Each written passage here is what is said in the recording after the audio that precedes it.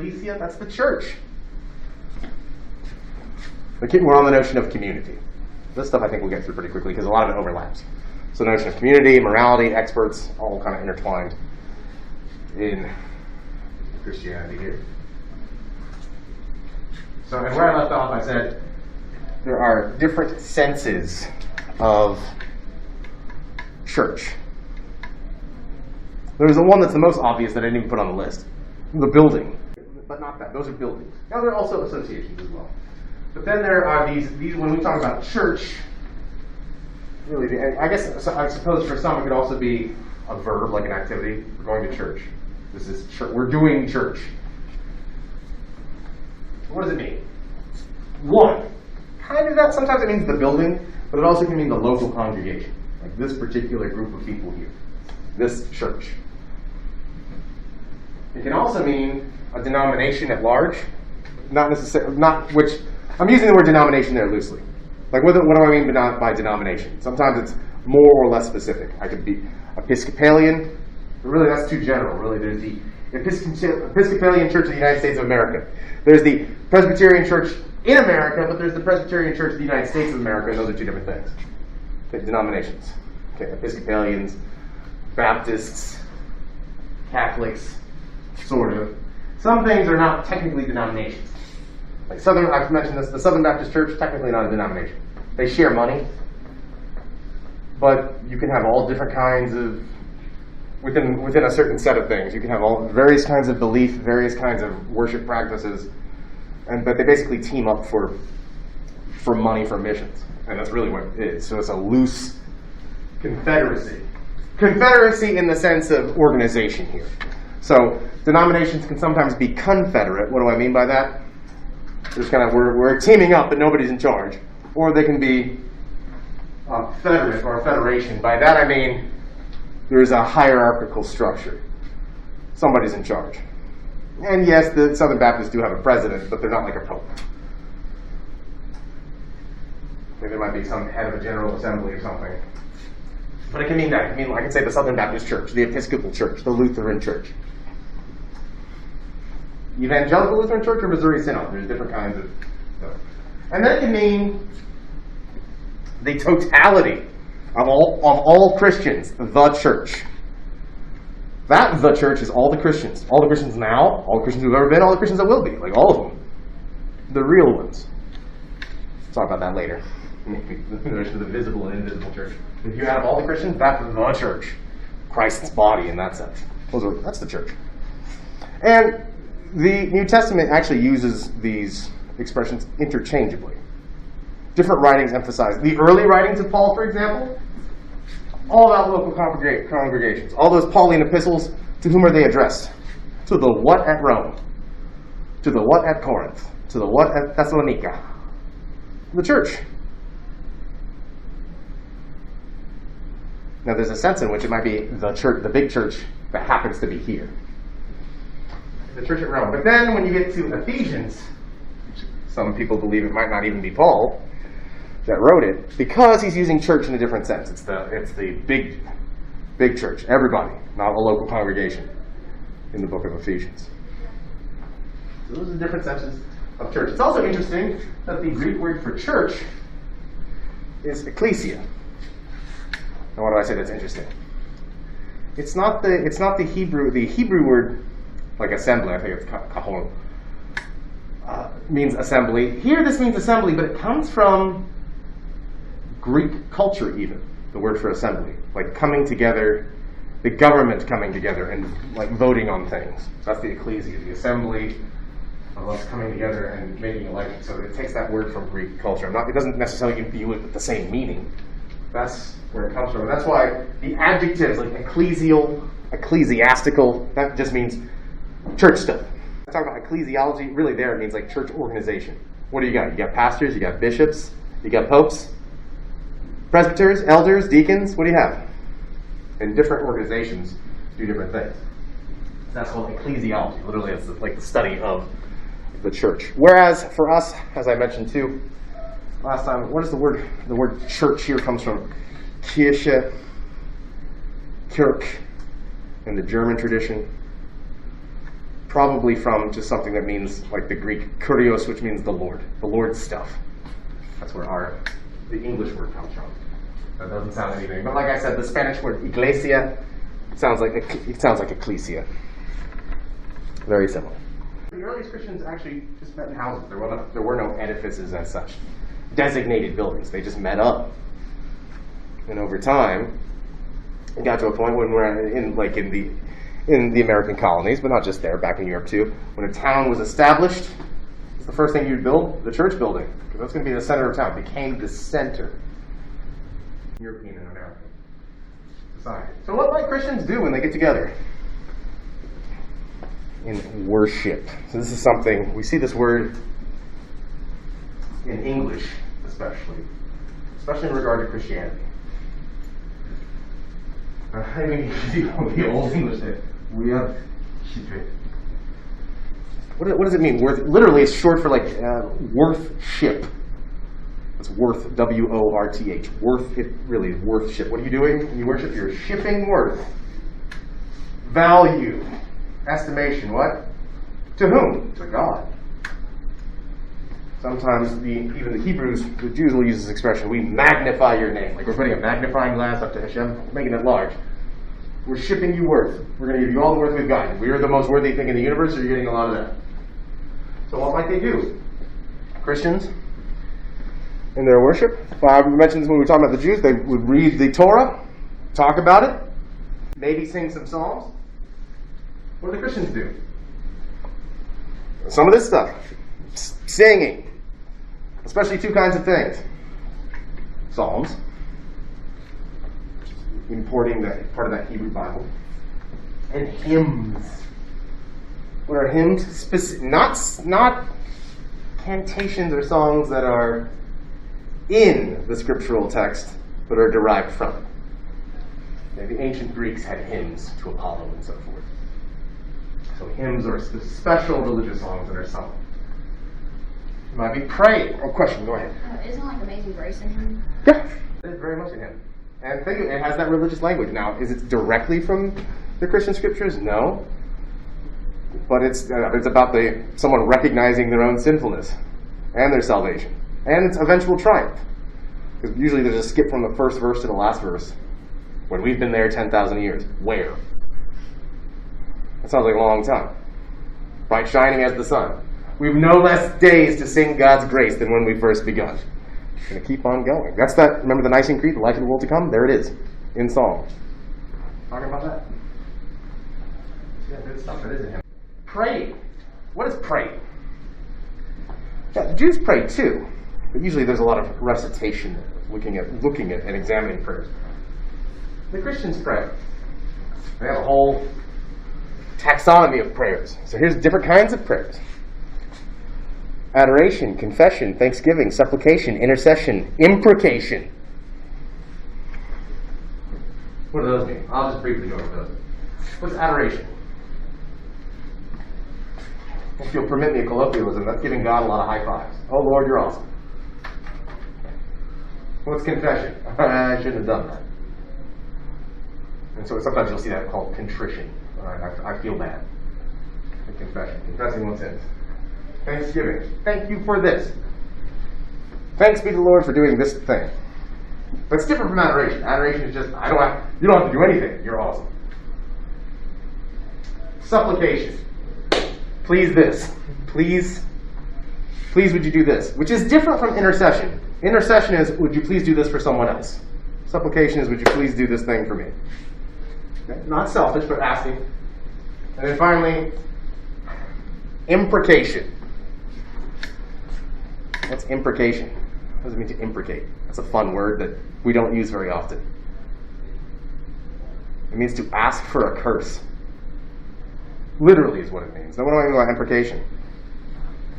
Don't let the bad people do the bad things. Stop them. Now, sometimes the Psalms are very explicit on this point. Okay? May their heads be smashed into the rocks. I'm not making that up. That's in the Psalms. Okay, let something bad happen, especially with regard to evil. So these people, it's not just anyone. Like, I don't like this person. Hit them with lightning. It's these people are doing evil things. Stop this evil. Then there might be lection. That's just reading, like lectio. Reading of Scripture, kind of like the Jews would do with the Torah, but it could be from anywhere. But maybe not. That might not happen. And then oration. Somebody's going to get up and talk for a while. About what? Well, there's two different ways of talking in this situation, more than likely, but it's something like a lecture. And it might be one of the experts talking, it might not. What are they going to do? Homily? Homily is just a commentary on the text that was read. So, hey, we read some of Romans, let's talk about Romans. So that's a homily. And it might be exegesis. Let me put those words up there. Exegesis. What is it? Reading a text and just going down it line by line saying, here's what this means. Here's what it means, objectively. Here's what this means too. Eisegesis is, here's what I think it means. The exegetical attitude is, I'm just going to interpret it as it is. The eisegetical attitude is, here's what I think it means. Here's what I think this verse means. So it might be one of those. It might be back and forth between the two. Here's technically what this word means, but here's what I kind of think this means. And so you can go back and forth between the two. But a homily is commentary on the text that was read. Whereas a sermon, and I think people use the word sermon kind of interchangeably with homily, but technically a sermon is a moral injunction where therefore you ought to do this. A sermon has to have a moral, like those fables of Aesop. You got to get to a point where you're like, now that we know, do this. Not just, oh yeah, here's this interesting stuff about the text. Cool. No, that's a homily. It might be both. It might be a homily that's also a sermon. But a sermon has to have a moral injunction. That is, it tells you, here's what you're supposed to do. Do it. It might even have an or else in there. Gesundheit. I think if anybody read Jonathan Edwards' like Sinners in the Hands of an Angry God in high school, really pure American Puritan, one of the first American philosophers, also a Puritan writer, but he has this sermon called Sinners in the Hands of an Angry God, where he talks about we're all like spiders with our web burning, falling into a fire. That's what hell's going to be like for you. Therefore, cling to Christ lest you not be burned. That's a sermon. Sermons have a sense of do this and maybe an or else element. Just like we'll talk about this when we get to morals in a moment. Just like Jesus had not a homily on the Mount, but a sermon on the Mount, where he's saying, go do this. Morally, here's what you ought to do. It's not just about like theoretical stuff. Like, here's the nature of the triune God. Jesus doesn't spend too much time talking about that. Maybe in the Gospel of John you can argue that. I and the Father are one. Okay, here we go. But if you look at Matthew 5, 6, and 7, the Sermon on the Mount, a lot of it is, blessed are the poor, blessed are the meek. You have heard it said. Moral instruction in his big sermons. They might have offerings. That is, a special designated time where you give money. Now, the Jews, actually really the Hebrews, the Israelites, had a notion of tithe in Canaan. New Testament never mentions tithing, not once. Not once. It does talk about offerings being given. Like, all right, Paul's coming into town. These other people need money. Church at Corinth or wherever, get your money together and help these people out. The book of Acts also says early on, the followers of the way, remember what the early Christians were called, got together and shared their resources to take care of each other in a communitarian way. So surely Christianity talks about the sharing of resources, putting our money together as Christians to help others. But the concept of tithe is not, I will say, it's not there in the text. Historically, tithing has been there. Or nope, you got to give 10%. You're ready to go. Before or after tithe. Then also they might practice the sacraments or ordinances. That is, they might do things like baptism.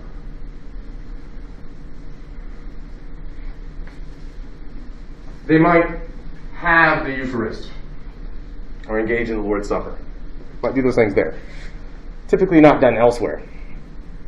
I say typically. You can have baptisms in other places. some of the earliest baptisms in the New Testament take place outside the context of some sort of worship service, like the Ethiopian eunuch in Acts.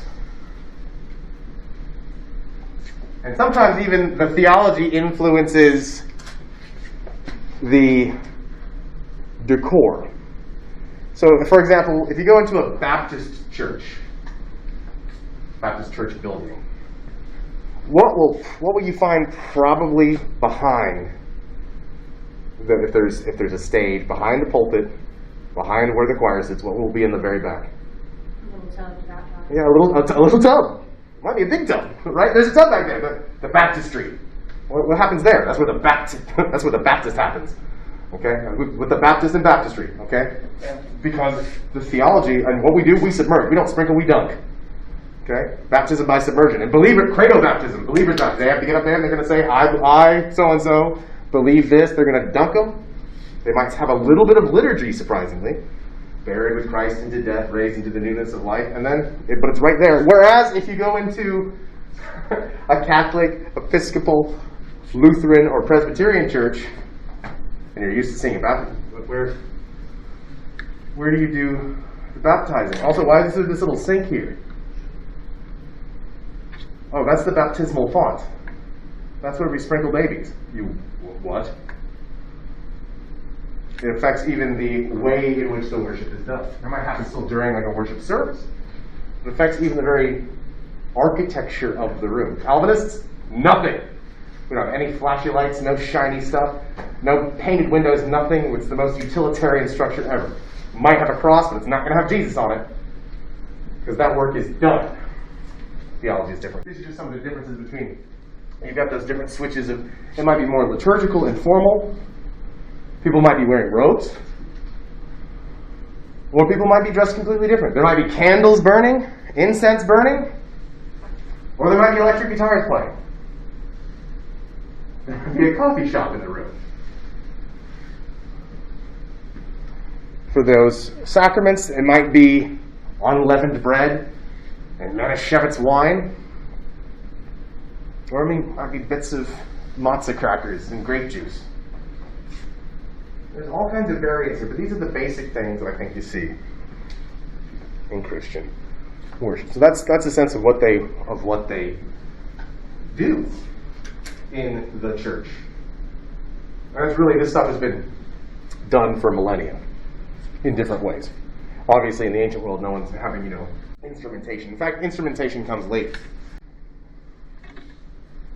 and really takes off. Probably one of the most really historically impressive instruments ever. It's not necessarily my favorite thing to hear, but it's impressive, is the organ in the Middle Ages. Because it was an instrument so huge that it takes up a building. And think about that living as a medieval person. There's no accent. You're not hearing. You've got no headphones. You're not listening to music every day. You're not watching any kind of visual media, but that organ plays every Sunday. That's the thing you hear. Across. When when you're trying to go to sleep at night and you hear someone's speakers in their car, like 3 blocks away? Hear that magnitude of that sound. That's the only kind of impressive sound you've heard like that. So that instrumentation, even still, we might have instrumentation, it might not. Early on, it's definitely not. All right, but how many churches are there? Well, first of all, what starts to happen is there's a couple of fractures in the church. By fractures here, I don't necessarily mean like with the utmost hostility, but the church breaks up. We have a genealogy of churches, which is like a family tree, where things split off and split off. And again, it's not always enmity, sometimes it is. For example, the first big split in the church is between the East and the West. East and the West what? Well,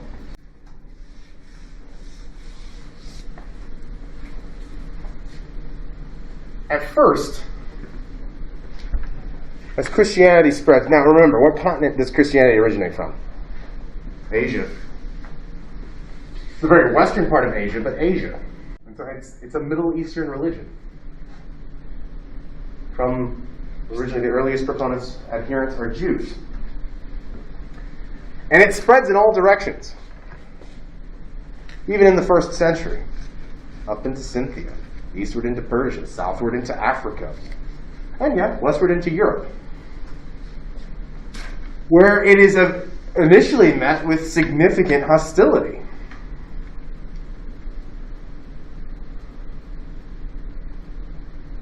By various Roman emperors who consciously attempt to wipe it out.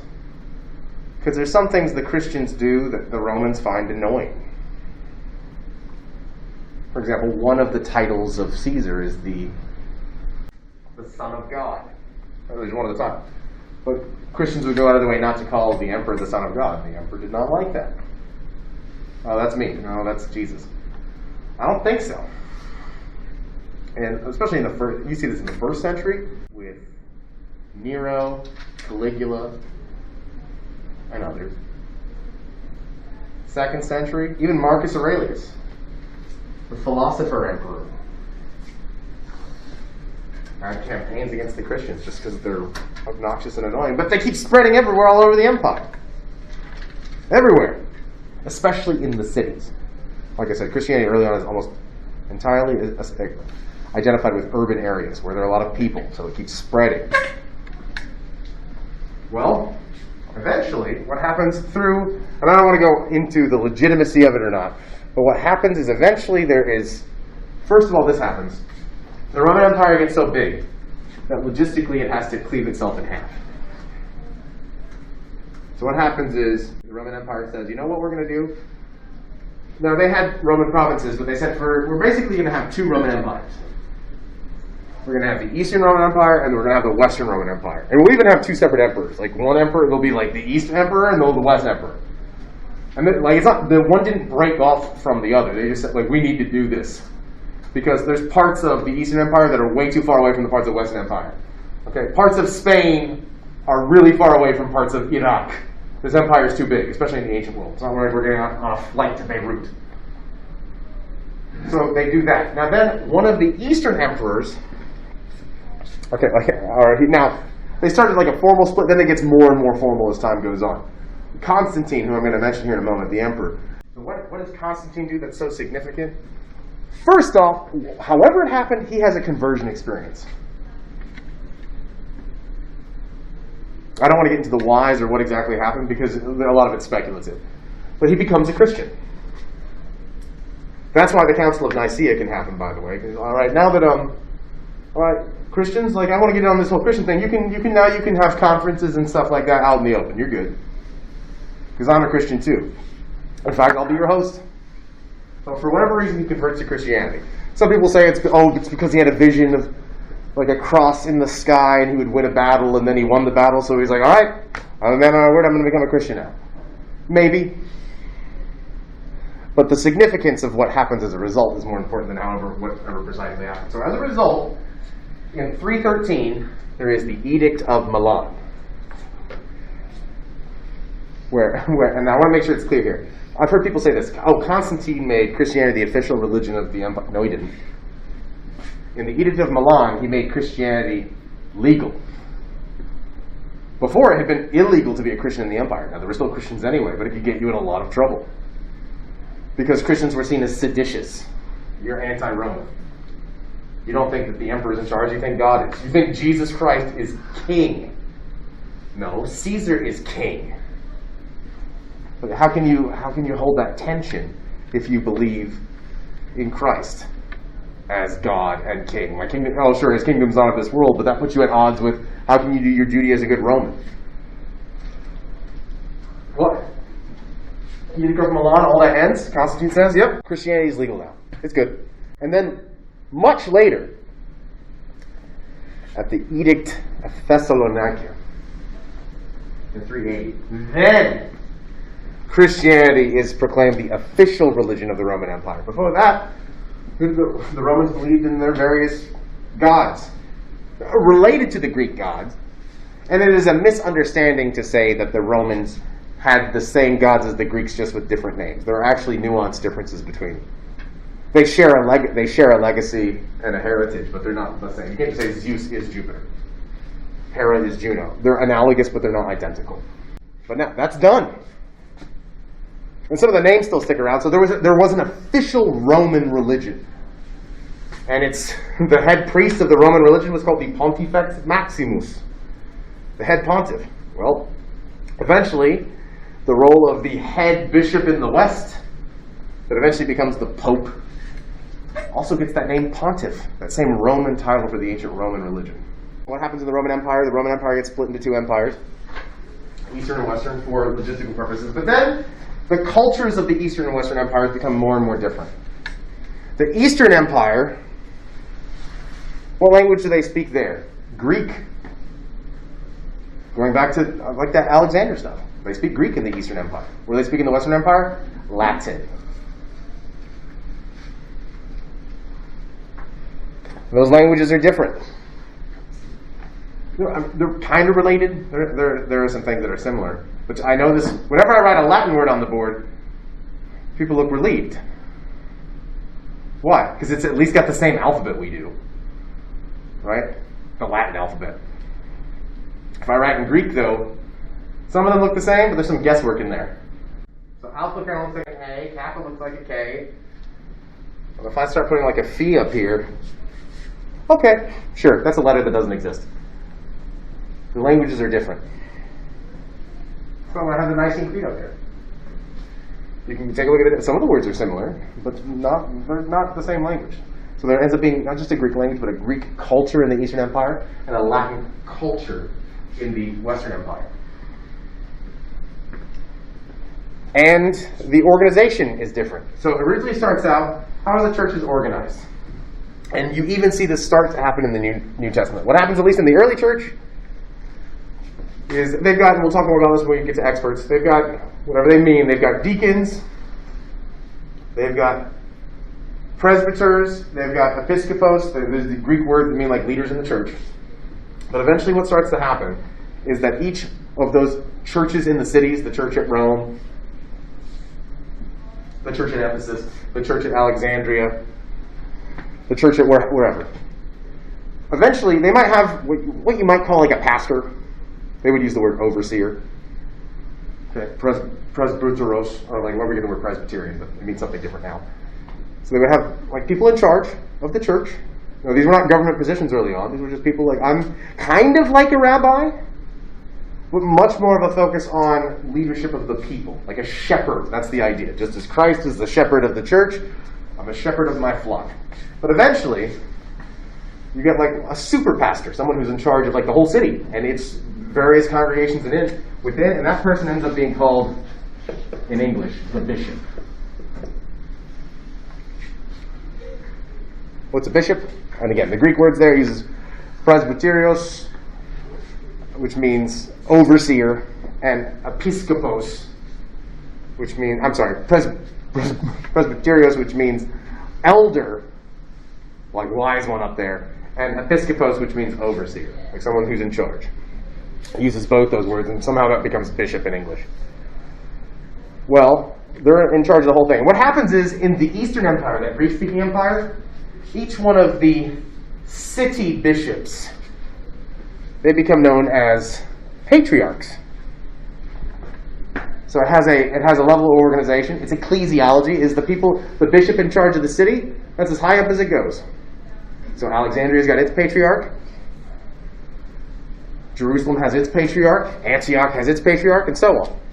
And it's like a coordination, a confederacy of patriarchs, all seeing themselves as equal. What happens in the West, in the Latin Empire, is they have those bishops too, but eventually, since Peter, the rock, that's literally what his name means.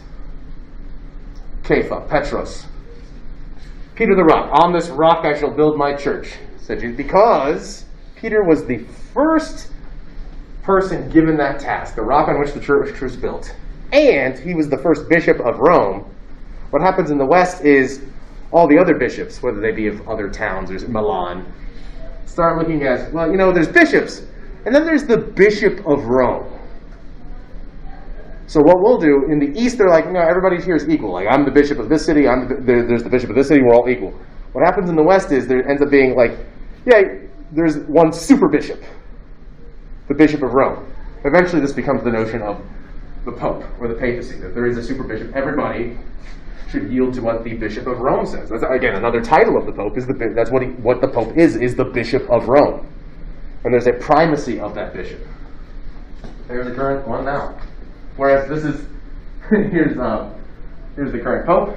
Here's one of the, I think this is the Patriarch of Alexandria. Right now, the current Patriarch of the Eastern Church. Now, there are other Eastern churches. They have other divisions too. Like there's a Russian Orthodox Church. The Eastern Church ends up becoming the Orthodox Church capital of. And it gets its own legacy and tradition there as well, with iconography and so forth. But they have differences. So and there were some differences that popped up early on. There were controversies in the early Middle Ages, where in the East, they started making a lot of pictures, pictorial representations of Jesus. That didn't happen early on in Christianity. There were no early paintings of, say, Christ in early Christianity because they thought it was forbidden. Don't make graven images, even of God. Because you might be able to capture, like, here's what Jesus looked like his person, but you're not getting his divinity in there. So that might be blasphemous. Don't do that. That's why the same reason as the Jews. We don't make images of the divine. That's naughty. Well, in the East they started doing that, and they would pray to the icons, these little pictures. And they'd say, well, yeah, we're not praying to the icon. It's not an idol, but we're praying to the Christ that's real that the icon like draws us into. And the Western Church said, you can't do that. And eventually they settled on and said, okay, as long as you're really praying to the thing that it represents and not the thing itself. Cool. But then in 1054, you have the Great Schism where they say, that's it, we're done. And they basically, the Eastern and Western churches divorce each other. You're still Christians over there. We're not calling you heretics. But you keep doing your thing, we're going to keep doing ours. Okay, and from there they grow even more different, to the point where when we talk about Christianity here in America today, even Protestantism, when I talk Lutherans and Episcopalians are different from Catholics, all still Western Christians. The Eastern Orthodox thing is something different altogether. In fact, they have different conceptions of all kinds of things. For example, here in the Western tradition, there's this idea of sin as inherited and has to do with a bad will. You are saturated in a sinful nature that you are born with and you can't escape. Augustine uses the word concupiscence in English. You're filled with inordinate desire. You have terrible desires all the time that you'd be ashamed to share with anyone. You're an awful, rotten person. Where did it come from? It was inherited from your parents, who inherited it from their parents, all the way back to Adam and Eve. And it's rotting you from the inside. The Eastern churches, on the other hand, say, no, that's intense. Sin is ignorance. And the more that we gain Sophia, wisdom, we'll use the Greek expression, the more we get away from sin. There is a logocentrism, scholasticism. Like in the West, there's the sense in which we have to do a lot of reading and analytical stuff. In the East, there's a lot more experience the divine. Remember, Christianity is in essence, at its origin, an Eastern religion, really. And the Eastern Church is more in touch with that. In fact, to the point where, if there's one moment in Christianity, I won't say this is ultimate, but there's a huge focus on the crucifixion in Western Christianity. Like, that's the moment. That's the most important thing that Jesus did. In the East, really, the transfiguration is the most important. There's this moment in the New Testament where Jesus starts glowing. And Peter and John are there. They're like, oh, Peter, James, and John are there. They're like, hey, Christ, you're glowing. Your eyes are glowing. You've got glory going on. Moses and Elijah show up somehow. Should we build you guys some temples? No. And then, almost like, picture like Super Saiyan Jesus. Like, he just starts glowing. This is called the Transfiguration. Look this up. And then he stops glowing. He's like, no, don't build me a temple. But he was fully taking on the divine glory, literally becoming like a rear view mirror, just like you can reflect light into someone's eyes, like reflecting God's full-blown glory in his human person. And the Eastern Church looks at that and says, yes, the crucifixion and all that soteriology is great. That we want to be like that. And so the Western churches tend to focus on things like justification, sanctification, faith, believing in faith and grace. Eastern churches, theosis, deification. Become more like God in your own being, because that's what Christ was getting at. It wasn't just this commiserating over sin. It was to become more like God. Eastern, again, it's not that they deny the stuff. It's not like the Eastern Church doesn't talk about the crucifixion or doesn't talk about justification. They do. They have the same books. except that the emphases are a bit different. And so in general, we can talk about the Eastern churches are known as the Orthodox, and the Western churches are known as Latin or Catholic. Roman Catholicism is actually developed as a response to the Protestant Reformations. Yes, there is a Catholic church beforehand that is Romanesque. Okay, what was the Eastern known as? What's that? So what was the Eastern? What was the Eastern what? You said the Western was Latin and Catholic. Oh, I'm sorry. The East would be the Orthodox with a capital O. Mm-hmm. So, yeah, Orthodox, lowercase o, just means correct belief, but when you say the Orthodox Church, capital O, you're talking about the Eastern churches. Now, the Western Empire lasts for a while, until the Germanic tribes show up. The Eastern Church has its ups and downs, and the Eastern Empire. The Eastern Roman Empire lasts until 1453. Now, historians call it the Byzantine Empire as it develops. But they would, if you went back in time to the Byzantine Empire in 1452 and said, "Hey, are you Byzantines?" They'd been like, "What are you talking about? We're Romans." Even though Rome wasn't in the empire, they had that the Greek Romans of the Byzantines. Lasted until they were conquered until Constantinople, that city named after Constantine, was conquered in 1453 by the Turks. And that's part of the reason why that part of the world today that we consider the Eastern Empire is today quite Islamicized. Because of things that will happen. Okay, let's get to a little bit more. So that's the original fracturing. Then in the West, there he is. There's Martin Luther. Martin Luther saying to Cardinal Cajetan, I believe, "Ich kann nicht anders." When they ask him to renounce what he's going to do, he says, "I can't do it." So what happens in the West? The Protestantism is a Western phenomenon. And there's more than one Protestantism. Now, and so as the Western Church goes on, and it goes on and on, we're, from Constantine to when the Reformation started is about 1,000 years. So there is this, a robust papacy develops, and the Western Church really influences all of life. Like, there's not really a place you can go that's outside in the West that's outside of the scope of the influence of the Church. Everything is ecclesial. Every nook and cranny of Europe, Western Europe, has some sort of rector, someone there on behalf of the Pope, local priest, bishop. And for a while, things that had happened where there was, like in any institution, there were notions of corruption that had always been there. You could actually see corruption in the book of Acts. God will kill people for lying about the donations that they made. Ananias and Sapphira in the book of Acts. So stuff like that happens. Okay, people make mistakes. Paul calls out Peter. "You shouldn't have done this thing that you did where you were hanging out with the Judaizers again." But what happens here is all kinds of corruption happens, and within the book, not in its totality, but in certain areas. And people came along and said, "Hey, this thing here, we need to fix this." People in-house said, "We need to fix this thing going on here. We're believing things that are wrong. Things are happening that shouldn't be happening. We need to fix this." And most of those people disappeared without incident. Jan Hus, for example. I don't know who he is because he's not as well known. And he was 100 years after his death, he was considered a heretic, and his body was dug up and burned at the stake. Because he said some things that challenged the central authority of the Western Church. Well, there's these different groups that come along now. Really where it becomes popular, where Protestantism becomes some kind of force. And what's the root of Protestantism? Protest. Even our modern conception of protesting authority comes from this. Now, these people, the Protestants, if they were around today, they'd be like, no, don't do that. But, well, some of them.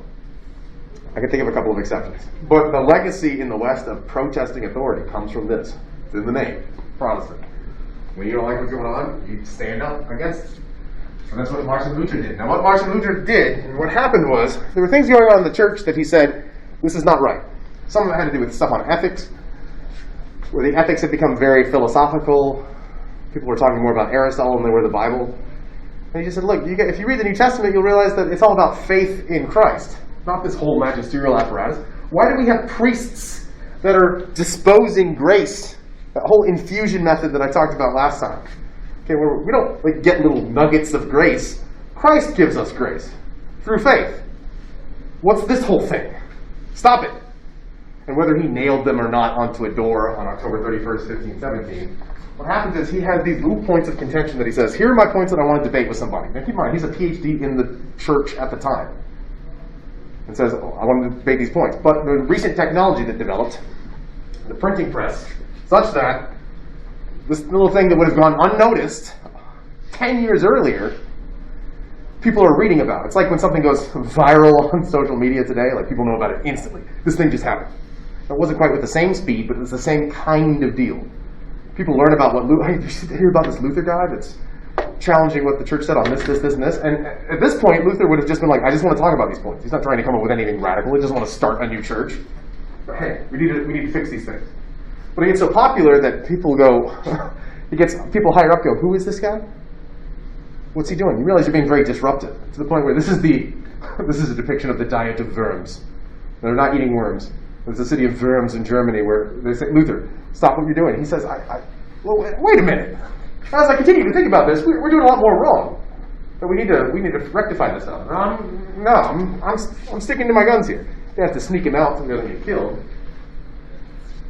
But what this allows them to do too, at least in where he lives at the time, is go, you know what? There's people that get on this.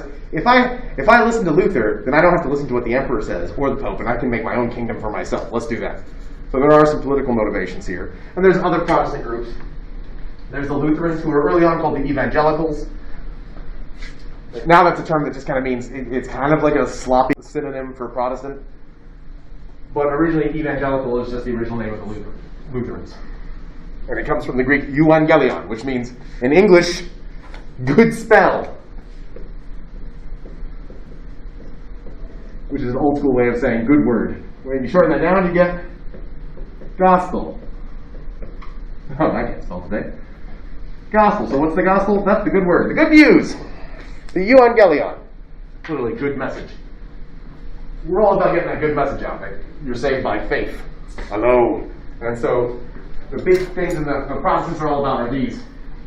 Like, forget all this whole priestly apparatus that's been going on. For stuff in matters of, at least in matters of faith and doctrine, we're only looking at the sola scriptura, we're only looking at the Bible. We're not going to look at what Aristotle had to say or what the church magisterium has to say. Sola fide, we're saved by faith. Sola gratia, through grace. It's not something that you pay for. It's not something that a priest has to give you. Christ is the priest. Solus Christus, we're saved in Christ alone. And soli Deo gloria, to the glory of God alone. So all that other stuff, it doesn't have to do with those things, it's got to go. This whole, the priest is the one that gives you grace. No, he's not. Who gives me grace? Christ, is what Luther would say. There's a direct relationship. I don't need an intermediary. I don't need a priest. Later in the 1570s, the church magisterium will get together and make a Council of Trent and say, this is what makes us Roman Catholics. We're not that, we're not that, we're not that, we're not that, we're not that, we're not that. So the Roman Catholic Church develops. Now, the apparatus had already been there. Okay, the papacy had already been there. But really, Roman Catholicism, as in opposed to this stuff, starts in the 1570s as going, we're not that. The Counter-Reformation, as it's called. Now, there's other groups. There's the Reformed churches. Those are the Calvinists. And they're called Reformed, we need even more reform. Luther didn't go far enough. The Calvinists will do things like take out all the pretty pictures. Those images don't belong. We're just like the old school Christians. They didn't make paintings because they knew they couldn't depict the divine. No pictures of Jesus. In fact, no distracting stuff of any kind. Take out the organ. Worship should be pure in spirit. The Puritans are the English Calvinists. The Huguenots are the French Calvinists. There's Dutch Reformed churches too, which are far more liberty. We're ended up becoming that. There's the Anabaptists. Anabaptists are even more extreme than the Anabaptists are not Baptists. The Anabaptists are even more extreme than the Lutherans and the Calvinists.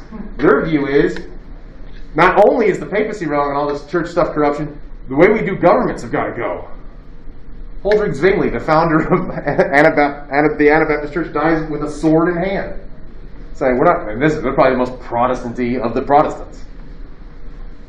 after that, they kind of cooled down. But we're going to challenge everything. The Anglicans. Now, the Anglican Church starts because Henry VIII wants out of his current marriage and says, well, fine, I'll make a new church myself because the Pope won't let me get a divorce. But then, under Thomas Cranmer, it develops really into kind of a Reformed church with a very English flavor. Then there's the Baptists. The Baptists are new and different. What happens with the Baptists is these are churches where all the other churches I mentioned have like a big overarching apparatus. Okay, Roman Catholicism, it's got the Pope at the top. The Calvinists have the presbyters and the elders. The Anglicans have their own bishops.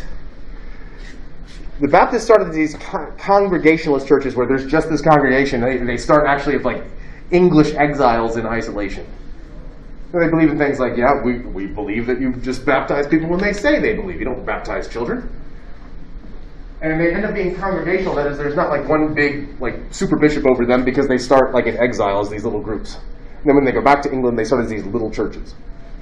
And that's stuck around still. That's why even today in America, most Baptist churches are fairly independent, even if they're aligned with one another. And then there's a lot more too, but there's Methodists, which is kind of a branch of Anglicanism that practices a special kind of piety.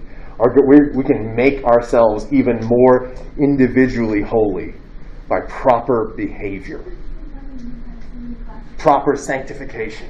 We can live a sinless life, but it's going to take a ton of devotion in order to do that, but it's possible. Now, a lot of this I've already said. So, Christian morality, at least its influence here. So we do the threads, we'll talk about experts, we already kind of talked about, and then say a little bit about Islam. Well, originally we've got the halakha, and then there's debate early on in the church as to, well, how much of it are we doing? All of it? Do people still need to get circumcised? And early on it's yeah. And then Christians will say, well, there's different stuff in there in the halakha. There's the moral law, that's not going to go away. That's why I think they'll even call it the Ten Commandments. That stuff doesn't go. Now granted, the Sabbath is different, and the images are different, and coveting's hard to enforce. Like, how do you make laws against murder? Sure. How do you enforce laws against coveting? Don't want things. But it's there. It's in play. But we'll say there's other things like stuff that the priestly garments and what they're supposed to wear, how things are supposed to be carved. That stuff doesn't matter anymore. It's gone. The principles are maintained. So yeah, worship of God is very important. And that, you can read pages of Leviticus and you should at least get that out of it. Obviously, the worship of God is very important as on principle. It's not something to be taken lightly. Then you have in Matthew chapters 5 through 7, the Sermon on the Mount, starting with the Beatitudes. Blessed are the poor. Blessed are the meek. You have the explicit moral teachings of Jesus, where he's not making metaphysical declarations. That is, he's not saying, God is that than which nothing greater can be conceived, or some technical definition about God, like something I would have said last time. He says, here's stuff that you should do. Live this way. Be this way. Don't do these things. And some of it's commentary, some of it's homily and sermon. It's the Sermon on the Mount, but sometimes he'll say stuff like, here's what the law said, here's what Moses said, now I'm telling you this. So there's that thread. There's the moral teachings of Paul. Paul says a lot more on ethics too. And here, how the way you can tell a Pauline letter is structured is the first half of any of Paul's letters will say stuff that's theological. Here's this, every Pauline letter. That's why Hebrews is probably not Paul. Okay? Here's the stuff that Christ did. He's celestial. He's the creator. And then about halfway through, he switches gears and goes, therefore, do this. Act this way because Christ did this stuff. So there's that thread in Pauline Christianity. Like I said, in the Middle Ages, there ends up being this influence of the Aristotelian notions of ethics. That's where you get 7 deadly sins, 7 virtues. That really Aristotle. That comes from Aristotle. In fact, Thomas Aquinas says there's the Christian virtues, faith, hope, and love. And there's pagan virtues like prudence, justice, and so on. And altogether that makes the cardinal virtues, all 7. And then really it comes down to today emulation and sanctification. What do I mean by emulation? Be like something. Be like Jesus. Okay? In the Eastern Church, they would say, well, exactly, yeah, by becoming more godlike. That's what Jesus was here to show us.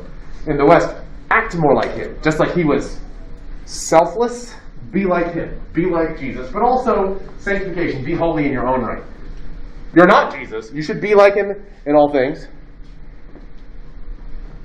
Meek but authoritative, do the kinds of things that he would do, sacrifice himself for other people. For example, the book of Ephesians says, husbands are to love their wives as Christ loved the church. Right? That's where it has its grounding. Okay, do this like Christ. You're like Christ in that regard. But then sanctification, work on personal holiness. And that's where the morality comes into play. And then finally, we've talked about these two. Priests, pastors, I've kind of talked about those already. Priests are the ones who, here's some priests. They're there to be a mediary. And pastors are just like overseers of the congregation. There's some words there. And in various denominations, there's this notion of the deacon. For some, a deacon is just like the entry-level priest. It's like being a private in the army. That's E1. Okay, you're going into the priesthood. You're not there yet, you're an initiate. But in some of the more extemporaneous churches, the diaconate is the deacons are a special set of people that do stuff that's meant to be servile in the sense of helping for the particular congregation, for the particular church community, for the community at large. And literally it means like helper or assistant. Now, I've mentioned some denominations. Another thing that comes into play here too, we saw this in Judaism, is, and I'm going to talk about this again too when I talk about Islam. I think I'm going to save a little bit of that for when I conclude this. I was just going to say this. Similar to how Judaism wrestles with, well, now that we're in a post-Enlightenment world, what do we do now? Christians struggle with this as well. So you have fundamentalism, right, versus with the advent of modernism. And originally fundamentalism is a movement that started in the late 19th, early 20th centuries. Just saying, hey, with all this new scientific advancement, there's still some principles we need to hold on to. It was actually a very academic movement originally. Here, like in spite of these things, like the earth not looking as old as we thought it was, there's still some things that we can't deny, like the virgin birth of Christ, the centrality of Christ, kind of like the stuff that they were talking about in the Protestant Reformation. That stuff needs to still stick. And then eventually the movement disintegrated into a non-academic, no, we're going to do this or else, and we're going to oppose people that think otherwise. But today there are Christian denominations that are fundamentalists in the sense of we hold that these are inarguable truths. There's no way we can go out of this, and there is no debate, there's no kind of discussion, no kind of discourse whatsoever. And I think sometimes people have a tendency to over and underestimate what that means. Having strong beliefs does not make one a fundamentalist necessarily. Okay, and this word gets launched around a lot. I've heard of Islamic fundamentalism. I don't like that either. As such, I think you call it Wahhabism. Call it what it is when you're talking about Islam. But fundamentalism, like we hold on to the fundamentals. That's all it means. Now, there can be strong fundamentalism. We hold on to the fundamentals. We mean these very conservative principles. Or it can be fundamentalism. There's things that, I'm sorry, are inarguable, or are not open to debate. And then you can have more modernist churches. Did Christ even exist? There's some churches that would say, maybe not. But Christ represents a kind of moral sense. We can still believe in the teachings of the Sermon on the Mount, even if they weren't uttered by the Son of God. There's still principles there that are derivable and are good. That's what Thomas Jefferson did. Look up the Jefferson Bible. Thomas Jefferson took the Gospels and cut out anything miraculous and said, the teachings of Jesus are good. Well, he wasn't the Son of God. Now, Jefferson coincidentally would walk Bible in hand to Congress every Sunday morning for a prayer meeting. Got to keep up those appearances. But no, he didn't believe it. George Washington never took the sacrament of the Eucharist. Always would leave. Why? I don't know, but I just know that he would do that. So what I'm going to do in the precious few minutes that remain, I promised you I would, so I'm going to. I just want to say a little bit about Islam. And some of this, when we finish Islam, I'm also going to wrap up kind of all the Abrahamic stuff. Because after that, we're going to be moving on to things that are different. We'll transition by saying this. I said, what's the basic statement of Judaism? The Shema, right? There is one God, Hashem, Shema Yisrael, Hashem Eloheinu. The name is our God. Hashem Echad, the Lord is one. The name is one. Christianity, a little bit longer, the Nicene Creed. Okay. Credo in unum Deum, we believe in one God. The Father Almighty, maker of heaven and earth. And that goes on. There's a long list, and then you could add the Chalcedonian aspect to it, but it's very technical. Fortunately, with Islam, it's quite short. This is called the Shahada. Shahada. So what do? Which means the testimony. So here, what is the testimony? You say, Ashadu, I testify. What? On Allah, Muhammadun, Anna Muhammadun Rasulu Allah. Great. What does that mean? It's up there. Well, first of all, Ashahadu, I say, I speak, I testify. Ilah Allah. There's a God. It's the God. That's why it sounds like I'm saying Allah twice. Because the word for Allah actually literally means like illah. It's almost a contraction, Allah, for the God. Like El. Remember El? Elohim in Hebrew? It's really the same root word because Arabic and Hebrew are related. So that Allah, Ilah, Allah. There is one God, the God. They call him Allah. That's really what it means. It just means, and it's not like Hashem where it's hiding. We're not going to say the real name. This is what the name he's called. The God. In English, I think capital T, capital G.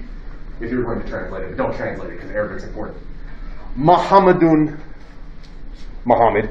Rasulu is prophet, messenger, speaker, and it's really the messenger, Rasulu Allah, the messenger of Allah, the prophet of Allah. Now Islam says there's other prophets, but what is meant by this is Muhammad is the completion of the entire testimony of what Allah, the God, and it's the God of Abraham, by the way. This isn't Hashem, and it's not the Trinity. This God is really, really, really one. Well, no, the Jews would say, no, we believe that God's Ahad. Well, no, Allah is Ahad. He's so one, he would never speak to you. He wouldn't stoop that low, because this God is higher than anything you could ever possibly imagine. Most merciful, most ultimate. So, just a little pinch. Allah and Islam. We will continue that conversation next time. Have a great weekend, everybody.